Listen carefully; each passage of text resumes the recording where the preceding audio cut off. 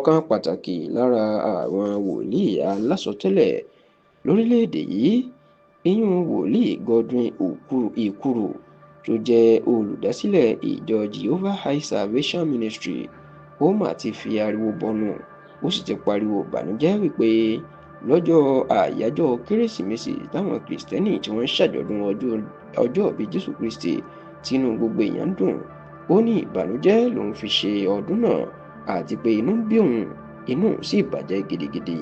Ǹjẹ́ kí ló ń ba wòlíì Godwin Ikuru tó jẹ́ olùdásílẹ̀ ìjọ Jehovah High Salvation Ministry nínú jẹ́? Kí ló múnú bí?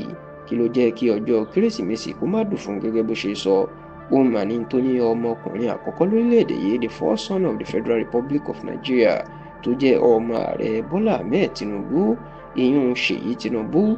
Nǹkan tó ní ọkùnrin náà ṣe ló mà bà òun nínú jẹ́, tó ló fi bà kérésìmesì òun jẹ́, tó sì ní inú òun ò dùn àti pé inú òun bàjẹ́ lórí tí Ṣèyí ọmọ Tinubu tó ṣe fún òun náà. Ǹjẹ́ kí ni Ṣèyí Tinubu ọmọ ààrẹ Bọ́lá Ahmed Tinubu kí ló ṣe fún wòlíì Godwin Ikuru? Ó mà ní bí Godwin Ikuru ṣe ní bó ṣe di ọjọ́ kérésìmesì lòun yọ fóònù lòun ní kó máa kí gbogbo àwọn èèyàn tó ń mọ̀, àwọn tó jẹ́ nǹkan àwọn tí ò jẹ́ nǹkan, tó ń pè wọ́n lórí fóònù láti ṣàdúrà ọdún fún wọn àti láti kí wọn kú ọdún kérésìmesì. Ó ní eléyìí ló jẹ́ kí òun pe Ṣèyí Tinubu tó jẹ́ pé àwọn jọ mọ́ra àwọn dáadáa, àwọn sì ti jọ máa ń sọ̀rọ̀. Ó ní kàyéfì ńlá àti ìbànújẹ́ ńlá ló máa jẹ́ fóun nígbà tó ń pe Ṣèyí Tinubu. Ó ní nígbà tí ọ̀dọ́mọkùnrin náà tí yóò gbé ìpè òun níṣẹ́ lòun tiẹ̀ ń bá a fẹ́yìn tó ń bá a rẹ́rìn tó ń sì ń kí pé ó kú ọdún kérésìmesì o. Ó ní ṣùgbọ́n sí ìjọlẹ́jú àti ìyàlẹ́nu òun èsì tí Ṣèyí Tinubu fọ̀ ní pé ta ló ń sọ̀rọ̀. Wòlíì Godwin Ikuru ní òun ò tiẹ̀ fi ṣèbínú, níṣẹ́ lòun tó ń júwe ara òun pé òun ní Godwin Ikuru tó ní ilé ìjọsìn Jehovah High Salvation Ministry táwọn ti jọ mọ́ra àwọn tipẹ́.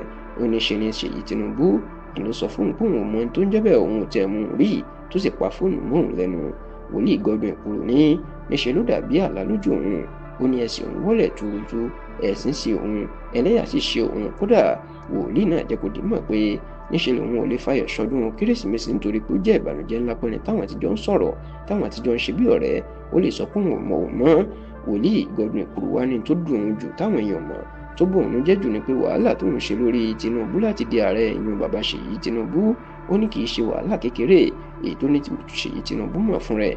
Ó ní ṣùgbọ́n bó ṣe wáyẹ̀ yìí òun tó ń sọ pé òun ò mọ̀ òun mọ́ báyìí, ó ló jẹ́ nǹkan ìbànújẹ́ gidigidi.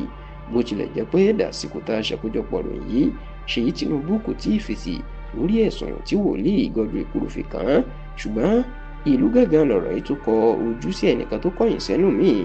Níṣẹ́ làwọn èèyàn náà ṣàríyànjiyàn lórí ẹ̀, báwọn kan ṣe ń sọ wípé kí wòlíì Godwin Ikuru kó dákẹ́, kó má ṣe sọrú ọ̀rọ̀ bẹ́ẹ̀ mọ́, wípé ṣé dandan ènìyàn fi ń wá ọ̀rẹ́ ni. Wọ́n ní kí lóun náà pé Ṣèyí Tinubu sí, wọ́n ló ṣeé ṣe kó jẹ́ kó fẹ́ tọrọ nǹkan lọ́dọ̀ ẹ̀ ni. Wọ́n ní òun ló kó àbùkù bá rẹ̀, ó yẹ kéèyàn máa mọ ìwọ̀n rẹ̀ láyè, ṣùgbọ́n àwọn míì ò fojú wò báyìí o. Àwọn míì ní tó bá jẹ́ lóòótọ́ kò yẹ kí Ṣèyí Tinubu ṣe irú nǹkan báyìí. Wọ́n ní bó bá jẹ́ pé lóòótọ́ lòun àti Godwin Ikuru ìyẹn wòlíì náà láti jọ sọ̀rọ̀, tó sì jẹ́ pé wòlíì náà ó tún ṣiṣẹ́ takuntakun tí bàbá ẹ̀ fi di ààrẹ, wọ́n ní ò yẹ kó ṣe bẹ́ẹ̀ fún un. Wọ́n ní kódà bí inú Ṣèyí Tinubu ò bá dùn lásìkò náà, tàbí bóyá ojú ẹ̀ dí tàbí bóyá ó ń ṣe nǹkan, wọ́n ní ẹ̀tọ́ ẹ̀ kò yẹ kó yẹ̀yẹ́ ẹni náà nígbà tó tiẹ̀ tó ti júwe ara ẹ̀, kò yẹ kó sọ pé òun ò mọ̀. Dípò bẹ́ẹ̀ kò bá sọ pé ó yẹ kó jẹ́ kóun pè padà tàbí kó tiẹ̀ má wulẹ̀ gbé ìpè náà, dípò bó ṣe wá yẹ̀yẹ́ ẹ̀ tó gbé tó ń sọ wípé òun kò mọ̀ àti wípé òun kò dá a mọ̀ rárá àti rárá.